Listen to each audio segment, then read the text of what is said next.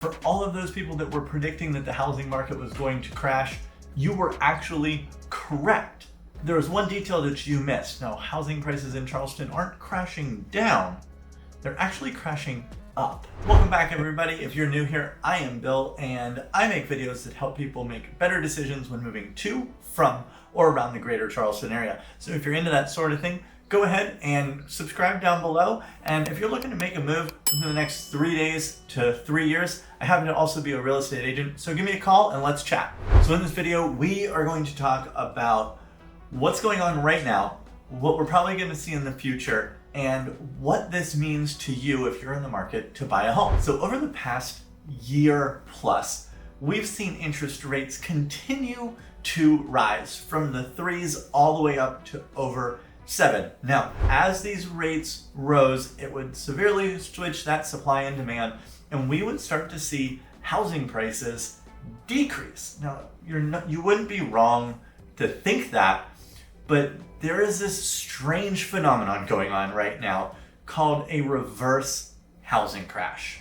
You see, in a recent report by Redfin, they listed the top 10 markets in the United States that have seen the biggest price appreciations from last summer to this summer. And of those top 10, 3 of those cities were here in South Carolina, and number 8 was Charleston at a 7.2% increase. So why is this? Well, supply remains very, very low.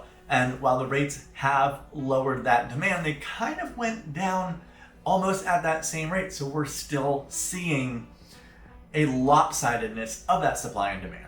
That in July of 2019, we had over 6,500 homes actively for sale. And last month, we had about 2,500. That is 40% of what we normally carried in active listings pre-pandemic. So as you can see, we kind of hit that rock bottom there in that October, November. That's when rates hit their highest, and it went back up because that initial shock of those high rates hit. So all of these homes that were on the market or were slightly or severely overpriced, those started to pile up. And as you can see, we've started to come back down from that to get to where we are now, 60% low on inventory. Now, when we look at buyer activity, now this is judged by a number called months of inventory. Now, to define months of inventory, how long would it take to sell every home that's on the market right now at the current rate that homes are selling? So for example, there's 1,000 homes on the market and we sell 200 homes per month. We have months of inventory of 5 months. This tells us whether we're in a seller's market or a buyer's market. So anything under 6 months is considered a seller's market. Anything over 7 months is considered a buyer's market, and in the middle is considered a neutral market. Now, in a seller's market, prices appreciate. In a buyer's market, prices depreciate. We haven't seen a statistical seller's or buyer's market since April of 2013. It's been 84 years. So what does this mean and what's going to happen moving forward? Well, if anything, we can't really predict what's going to happen. No one could have predicted that we would be in a reverse crash with prices going up. But here we are. Now, what we can say is we are going to need significant amount of inventory and a drop in demand for this to even out. And that is highly unlikely. See, 92% of homeowners right now have an interest rate lower than 6%, and 61% have a rate lower than 4%. Now, we just moved last year and we gave up a sub 3% interest rate for 5.5. That was a big jump. If it would have gone any higher than that, we probably would not have made that move. And that is where a lot of these homeowners are right now.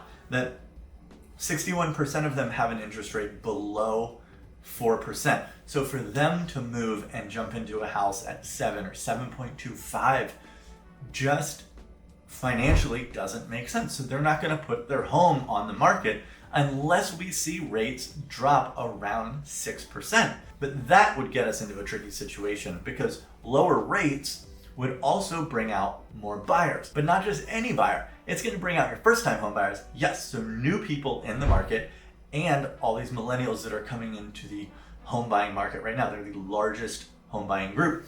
But also, when these home sellers start selling, what do? They then become home buyers. So even though that inventory starts going up, it's going to push the demand up even higher. And that is why we're in a sticky situation. So what does this actually mean for you?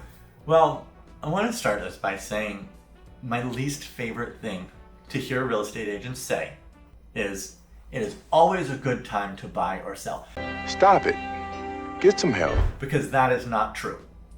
It is all based on somebody's situation, and whether it's good for them or not, you need a lot more information to say that. What I will say, if you are able to purchase a home with these higher rates, I know it's a lot harder with the prices up and to qualify. However, if you are able, I think there is a great opportunity right now to get into a home for a few reasons. If you are okay paying a little bit more per month, do it. Because A, you can always refinance. B, there are fewer buyers in the market today, so you will have less competition. Now look back during the pandemic, you see all these people that they got 3 to 4% interest rates, which is great, but look at the whole picture. A lot of them were competing against 5, 6, 10 other offers. So what did they have to do?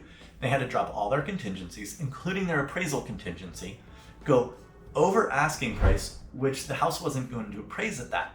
So yeah, they have a lower mortgage payment, but what they didn't say is that they were coming $10, $20, $30, $50,000 out of pocket on top of their closing costs and down payment to purchase that home. So what would you rather have? I know I would rather spread that $40,000 or $50,000 across 10 years in a monthly payment as opposed to just having to write that check right up front. They're actually paying the same, they just paid a bigger chunk of it up front. And if you're buying right now, there is such a slimmer chance of you having to do that. So yes, higher mortgage payment, but more cash reserves in your pocket.